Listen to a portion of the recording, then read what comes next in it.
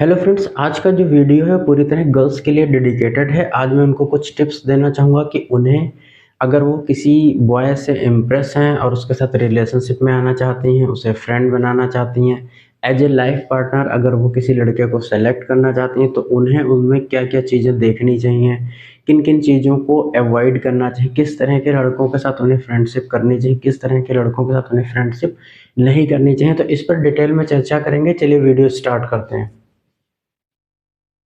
तो इसमें मैंने 2 कॉलम दिए हैं। एक फर्स्ट कॉलम में मैंने बताया कि आपको किन लड़कों को अवॉइड करना है, किन लड़कों से अवेयर आपको रहना है, और सेकंड कॉलम में मैंने बताया कि आप किस तरह के लड़कों को जो है एक्सेप्ट कर सकती हैं एज ए लाइफ पार्टनर। तो जो सबसे पहला पॉइंट है वो इसमें ये है कि जैसे कि अगर आप किसी लड़के से इम्प्रेस हैं, आप उसे अगर पसंद करती हैं, तो उनमें आपको क्या-क्या चीज़ें जो है देखनी चाहिए, ध्यान देने वाली क्या-क्या चीज़ें होती हैं। तो जैसे पहला है कि जैसे कि आप किसी लड़के से इम्प्रेस हैं, तो आप ध्यान दीजिए कि उसका आई फ़ोकस कहाँ पे है, ठीक है? कहीं उसका आई फ़ोकस सेक्सुअल तो नहीं है, बिलो योर फेस, कहीं ऐसा तो नहीं कि वो जब भी आपको देखता है तो आपकी फेस की बजाय आपके नेक के नीचे वाले पार्ट को ज़्यादा ध्यान से देखता है, घूरता है, इस तरीके की उसकी तरह उसके अंदर फीलिंग्स तो नहीं है। जैसे कि आप कह सकते हैं ब्रेस्ट है, लोअर पार्ट है, ठीक है? तो इस तरीके की अगर उसकी नज़रें हैं, आपको देखकर ही पता लग जाएगा। तो ऐसे बॉयज़ को क्या करना है, आपको अवॉइड करना है, उनसे अवेयर रहना है, ठीक है? नेक्स्ट, सेक्सुअल फीलिंग्स, अगर आपको उनको देख कर के लगता है कि इस बंदे के अंदर सेक्सुअल फीलिंग्स है, तो वो आपके लिए बिल्कुल भी ठीक नहीं है। आपके साथ कोई क्राइम भी हो सकता है। तो ऐसे भले ही वो हैंडसम दिखते हों, अच्छा लुक हो, लेकिन ऐसे लड़कों के साथ आपको बिल्कुल सावधान रहना है, अवेयर रहना है, उन्हें अवॉइड करना है। तो ये था पहला पॉइंट। नेक्स्ट पॉइंट की बात कर रहे हैं, अगर आप किसी के साथ रिलेशनशिप में हैं, फ्रेंडशिप में हैं, 2, 4, 6 महीने हो चुके हैं, तो अगर आप किसी के साथ रिलेशनशिप में हुए हैं या अभी आपका अर्ली किसी के साथ फ्रेंडशिप हुआ, जैसे कि 1 मंथ हुआ है या 15 डेज हुआ है, स्टार्टिंग ही है, तो अगर वो provoke to do sex early relationship, अगर स्टार्टिंग में ही अभी आपको 1 ही 2 हफ्ते के मिले हुआ है, आप उसके साथ घूमने जा चुके हैं, ठीक है, रेस्टोरेंट वगैरह जा चुके हैं, तो अगर आपको अर्ली रिलेशन 15 डेज हुआ है या 1 मंथ ही हुआ है और वो आपको प्रोवोक करता है सेक्स करने के लिए, तो ये भी आपके लिए बिल्कुल भी ठीक नहीं है। आपको अवेयर रहना है।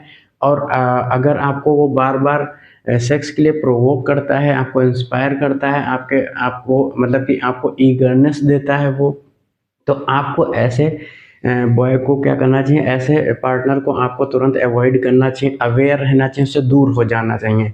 ऐसा नहीं होना चाहिए कि वो आपको बार बार प्रोवोक करे और आप उसकी बातों में आ करके उसके साथ हो जाएँ, ठीक है? तो ऐसी चीज़ को आपको अवॉइड करना है, ऐसे पार्टनर को आपको अवॉइड करना है, उससे जितनी जल्दी हो सके आप दूरी बना लीजिए, बिल्कुल भी ठीक नहीं है। जल्दबाज़ी बिल्कुल भी ठीक नहीं है, ठीक है? नेक्स्ट, अगर आप किसी के साथ 2-3 महीने से रिलेशनशिप में हैं और अगर आप उससे बार-बार जो है मैरिज का प्रपोज़ल रखते हैं और वो क्या कर रहा है, इस चीज़ को डिले कर रहा है, टाल रहा है, 1 साल, 2 साल के लिए, 3 साल के लिए अगर वो टाल रहा है, आपके बताए हुए अनुसार वो नहीं कर रहा है, ठीक है? तो आपको अपना बोरिया बिस्तर पैक करके उससे दूर हो जाना चाहिए, अलग हो जाना चाहिए। बिल्कुल भी आपको उसको नेग्लेक्ट करना है, उससे डिनाई कर देना है, ठीक है? आपको उससे दूर हो जाना चाहिए, आपको उससे बहुत ज़्यादा अवेयर रहने की ज़रूरत है। अगर आप 1-2 साल, 1-2 महीने से उसके साथ या 3 महीने से या आप साल भर से उसके साथ रिलेशनशिप में हैं और वो आपको जब भी आप उसके सामने शादी की बात करते हैं तो वो दूर भागता है, उसे टालने की कोशिश करता है, तो ऐसी चीज़ से आपको बिल्कुल बचना है। Continue to procrastinate marriage proposal, same वही है कि जब भी आप शादी की बात करते हैं तो वो उस टॉपिक से हट जाता है, कोई दूसरी बात छेड़ देता है।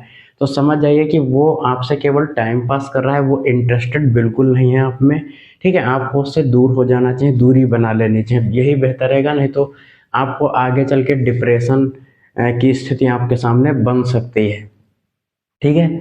तो ये दोनों लगभग सेम ही पॉइंट हैं। नेक्स्ट है रिलेशनशिप विद मैनी गर्ल्स, अगर कोई लड़का है जो कि बहुत ज़्यादा हैंडसम है, उसका लुक अच्छा है, आपको भी काफ़ी पसंद है, आप उसे पसंद करते हैं, लेकिन अगर उसका 1, 2 या 3 गर्ल्स के साथ में उसका रिलेशनशिप है, ठीक है, वो घूमता है, टहलता है, बातें करता है, ठीक है। अगर आपको लगता है कि उसका मोर देन 2-3 गर्ल्स के साथ अगर उसका रिलेशनशिप है, वो लुक की वजह से है, हैंडसम है, इसलिए है, तो आपको ऐसे लड़के से दूर रहना चाहिए, उसके चक्कर में नहीं पड़ना चाहिए। इससे आपको नुकसान हो सकता है, आपको वो यूज कर सकता है और उसके बाद में आपको वो अवॉइड कर सकता है, ठीक है, नेग्लेक्ट कर सकता है, इग्नोर कर सकता है, आपको छोड़ सकता है। तो बहुत ज़्यादा हैंडसम है, इस वजह से उसके पीछे बहुत सारे लोग पड़े हुए हैं। तो ऐसे पार्टनर से, ऐसे फ्रेंड से, ऐसे लड़के से आपको बिल्कुल भी दूरी बना लेनी है और आपको अपने करियर पर फोकस करना चाहिए, ठीक है। आप दूसरा ऑप्शन चूज कर सकते हैं, ठीक है। ऐसे लड़के के चक्कर में आपको बिल्कुल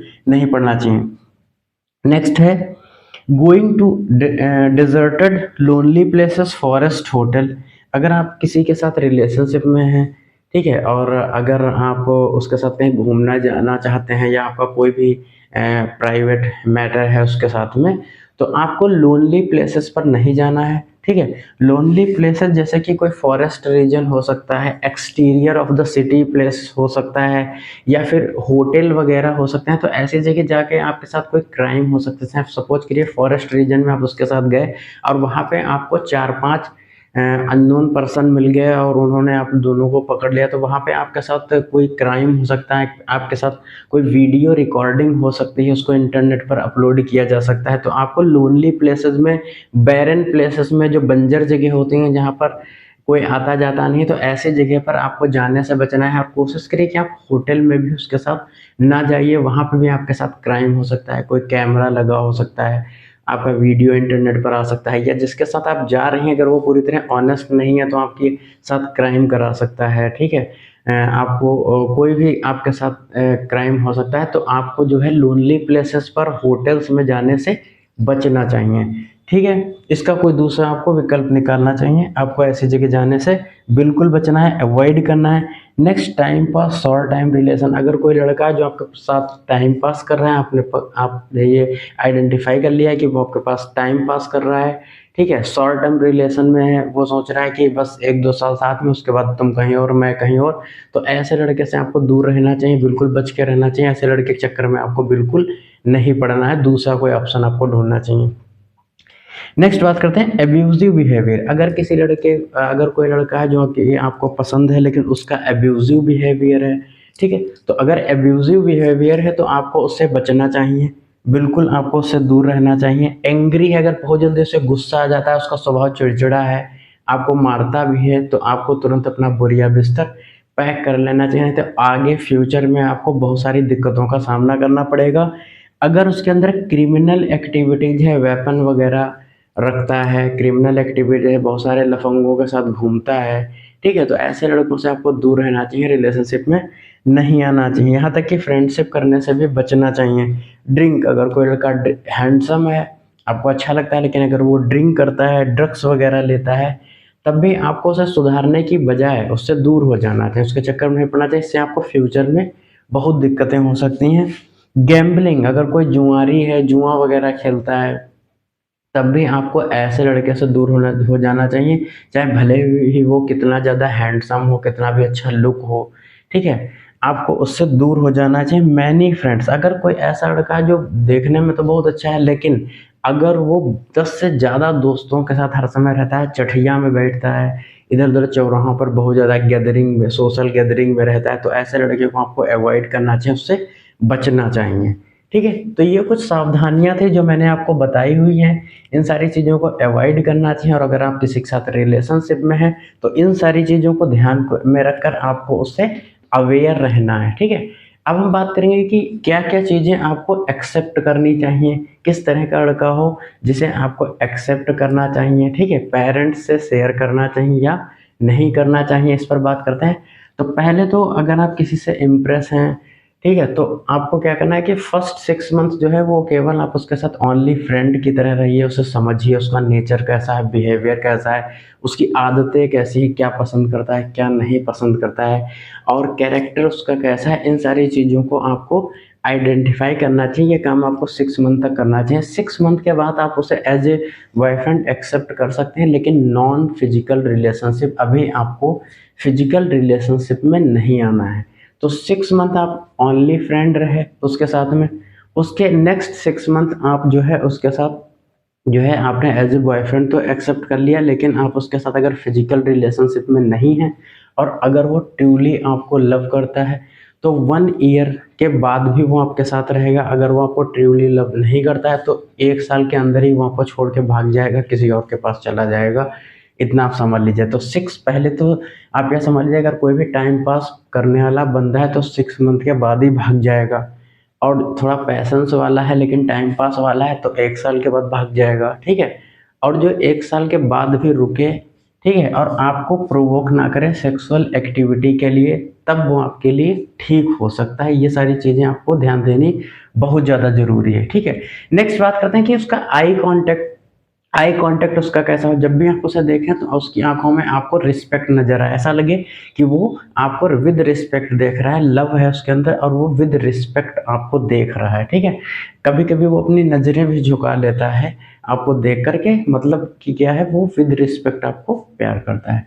नेक्स्ट बात करते हैं कि उसकी उसकी जो आंखों में, अगर आपको उसकी आंखों में केयर नज़र आ रही है, ठीक, केयरफुल अगर वो आपको देखता है, ऑनेस्टी से देखता है, केवल आपको देखता है, ऑनेस्टी से देखता है, फियर ऑफ लूजिंग यू, अगर आप उसे देखेंगी कभी कभी आपको उसे देखकर ऐसा लगेगा कि जैसे कि आपको खोने का उसके अंदर डर है, उसकी आंखों को देखकर आपको लगेगा कि उसके अंदर जो है आपको खोने का डर है, तो ऐसा लड़का आपके लिए बिल्कुल सही है।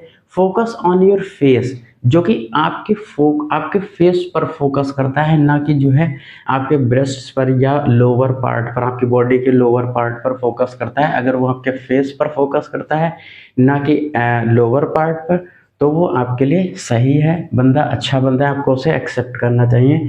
जो केवल आपको देख कर ही खुश हो जाए, जब भी वो कभी आपको देखता है तो मात्र देखने से ही आपको खुश हो जाता है, ना कि बहुत सारी फिजिकल डिमांड्स करता है, आपको कहीं लोनली प्लेसेस में ले जाने के लिए फोर्स करता है। तो अगर कोई ऐसा लड़का है जो आपको केवल देख कर ही सेटिस्फाई है, तो वो आपके लिए बहुत अच्छा बंदा है, ऑनेस्ट बंदा है। अगर वो आपको कहीं लोनली प्लेसेस में ले जाने के लिए आपको फोर्स करता है, ठीक है, आपको सेक्सुअल एक्टिविटी के लिए आपको वो अगर प्रोवोक करता है, वो आपके लिए बिल्कुल सही लड़का नहीं है। तो जो केवल आपको देखकर ये सेटिस्फाई है, खुश हो जाता है, ठीक है, तो ऐसा लड़का आपके लिए बहुत सही है। प्रपोज टू मैरी, जो आप खुद आपसे मैरी करने की बात कर रहे हैं, आपके लिए बहुत अच्छा है, ठीक है। लेकिन इसकी ड्यूरेशन बहुत ज़्यादा लंबी नहीं होनी चाहिए। अगर कोई आपको मैरी के लिए प्रपोज करता है तो आपके लिए बहुत अच्छा है वो। Which facilities he can provide. Next, अगर इतना है तो फिलहाल ठीक है आपके लिए, आप उसे एक्सेप्ट कर सकते हैं, लेकिन अगर इसके बाद की चीज़ें भी हों तब तो मज़े ही कुछ और है। विच फैसिलिटीज़ ही कैन प्रोवाइड, वो आपको कौन कौन सी फैसिलिटीज़ प्रोवाइड कर सकता है। भाई, आप अपने माँ बाप को छोड़कर उसके पास जा रहे हैं तो आपको जो है कुछ बेटर मिलना चाहिए, तो वो कौन कौन सी फैसिलिटीज़ आपको प्रोवाइड कर सकता है। जैसे कि ज्वेलरीज, क्या वो आपको gold rings, necklace, diamond rings है, सिल्वर है, डायमंड रिंग्स है, गोल्ड रिंग्स है, सिल्वर है, नेकलेस है, क्या इस तरीके की ज्वेलरीज वो आपको प्रोवाइड करा सकता है। अगर वो ये चीज़ें आपको फ्रेंडशिप के दौरान ही प्रोवाइड करा दे तो वो आपके लिए बेस्ट ऑप्शन है। अगर वो शादी से पहले ही आपको रिंग्स वगैरह है, गोल्ड रिंग्स है, डायमंड रिंग्स है, ठीक है, नेकलेस वगैरह है, अगर ये सारी चीज़ें पहले से ही देना स्टार्ट कर देता है तो वो आपके लिए परफेक्ट लड़का है, ठीक है।